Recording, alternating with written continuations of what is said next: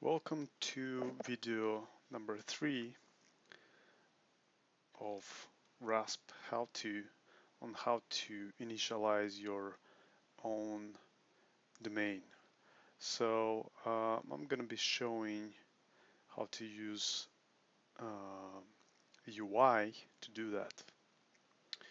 And the necessary background for this is Dr. Jack's wiki, which is explaining GUI grid creation steps. And there is also a very important link on how to on grid creation nodes and certain criteria and considerations. And to make it simple to run this GUI, I created a Docker container, which is very easy to run on Linux.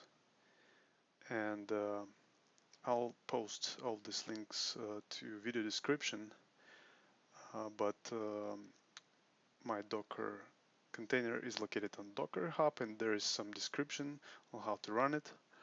And I'll just follow this notes here. First, I need to allow connecting to my X server. Access control disabled, good. And then download the container, and I have already downloaded it, so I'm going next, and I'm going to use this long command to run it.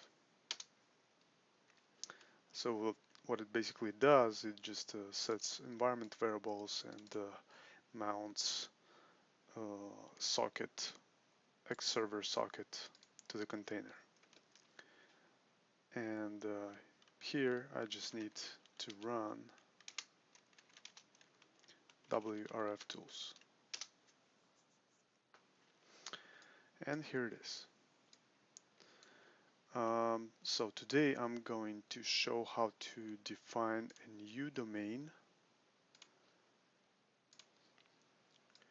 in Israel. And the area of interest is this rectangular area. And I'm going to use Google Maps to find center coordinates for this area.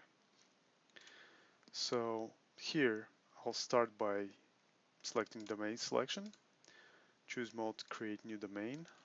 I'll say Israel. And in order to proceed, I actually need to enlarge this window and hit next button. There are buttons hidden here. And it will show me a world map. And here I need to use my mouse to select roughly the area of interest. And it is somewhere here. Also, I need to select map file. I'll actually demonstrate this later, so you will see what it will change. And map projection has to be Lambert conformal. Okay, update map, and now the area is enlarged. Now if I select map file and set it to all countries, it will show me borders of all countries, which is very handy. Okay, now I can switch from the main bounding box to grid projection values, and I can enter these values manually. So next I'm going to find the center of my area of interest, for example somewhere around here, and I'll just read these. I'll just input these coordinates into WRF tools. So latitude 3281, center point latitude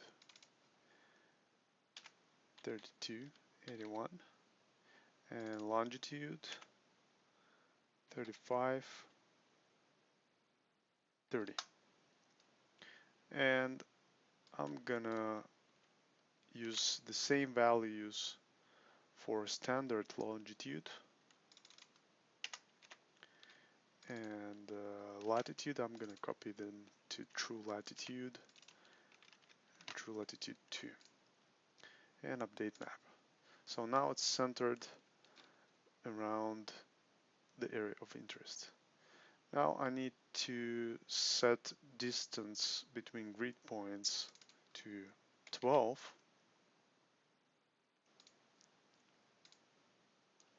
which will allow me later to create a finer resolution as the main at 3 kilometers. And I need to make it smaller, so I just need this small area here. So I'll switch back to the main bounding box and make it small enough, like so.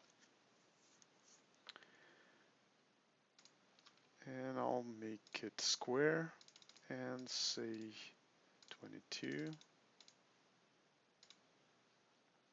Okay, this will give me some margin. And by the way, this is iterative process, so if you will probably have to go through this process many times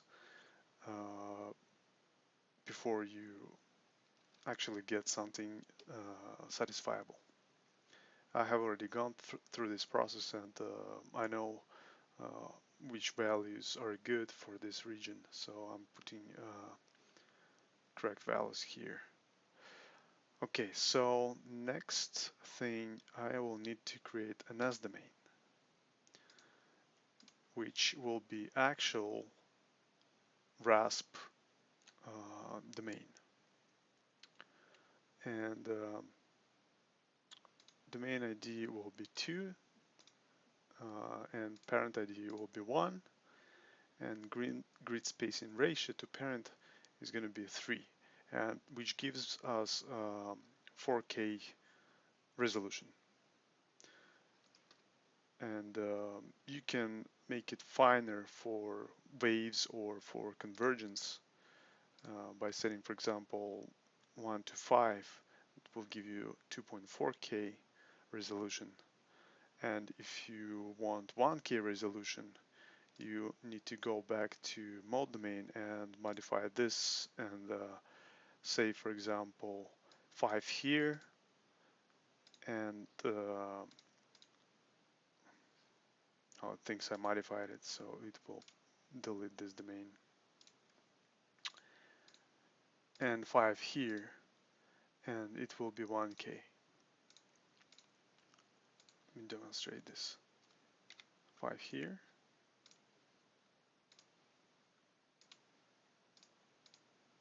and 5 here, and you'll get 1K. But I will use 12 for the first run because it's going to be faster.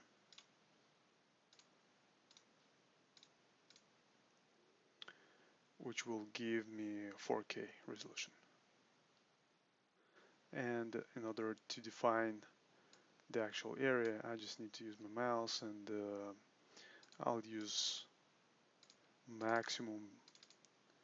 minimum values for lower left and maximum values for upper right, which will create a good rectangular region and will give enough boundaries for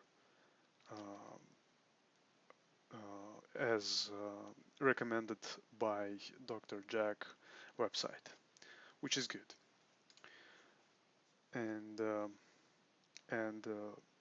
as you can see, these this square is not actually located here. I think this is a software bug. It actually should be here. I don't know why it's rendering this way. Okay, so this is good. Next, and everything else, leave all these values default.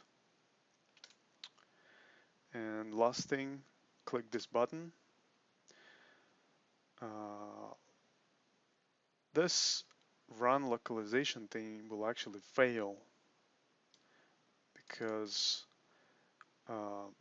this WRF container doesn't have files necessary for Europe. It will run successfully on US, on United States territory, but it will fail for Europe. But this is okay for now.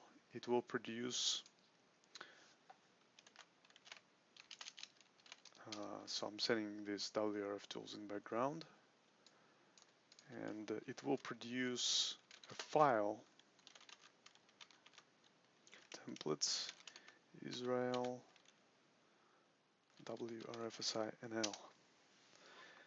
And this is actually what I need for RASP. Just this. I don't need anything else. I just copy this and will use for um, for creating actually the RASP container. And I will demonstrate that in the next video.